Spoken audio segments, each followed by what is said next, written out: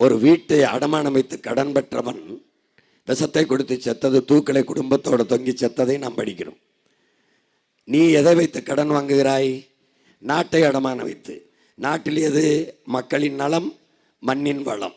இது ரெண்டையும் அடமானம் வைத்து நீ பல லட்சம் கோடி கடனை வாங்கி நிறைவேற்றிய ஒரே ஒரு நலத்திட்டம் என்ன?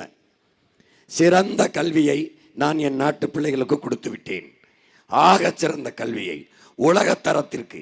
உலகத்திலே முதல் நாடாக ஃபின்லாந்து இருக்கு, ரெண்டாவது நாடாக தென்கொரியா இருக்கு, மூணாவது நாடாக சிங்கப்பூர் இருக்கு. அதை தாண்டி கல்வியை என் மக்களுக்கு கொடுத்து விட்டேன் என்று இந்த அரசு சொல்லுமா? இல்லை. சிறந்த மருத்துவம், உயிர்காக்கும் மருத்துவம், மருத்துவம் ஒரு மகத்தான சேவை, என் மக்களுக்கு தேவை, அதை நான் கொடுத்து விட்டேன் என்று இந்த அரசு சொல்லுமா? இல்லை.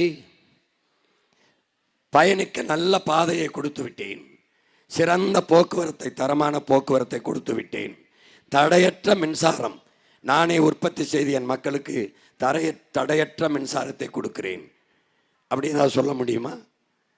பசியற்ற என் நாட்டை உருவாக்கி விட்டேன். எத்தனை லட்சம் குழந்தைகள் பசியோடு உறங்கச் செல்கிறார்கள் என்று உங்களுக்கு தெரியுமா? வீடற்றவர்கள் என்று எவரும் இல்லை என்று இவர்களால் சொல்ல முடியுமா?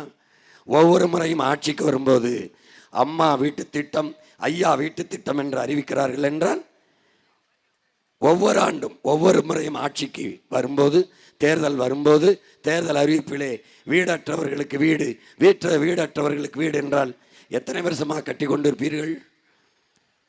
அப்போ ஒரு அடிப்படையை கூட நிறைவேற்றவில்லை. ஒரு தவிச்சவாய்க்கு தன் நாட்டு மக்களுக்கு தண்ணீரை கொடுக்க முடியாத அரசு அரசா அது தரிசா என்பதை அறிவு சமூகம் சிந்திச்சு பார்க்கணும்.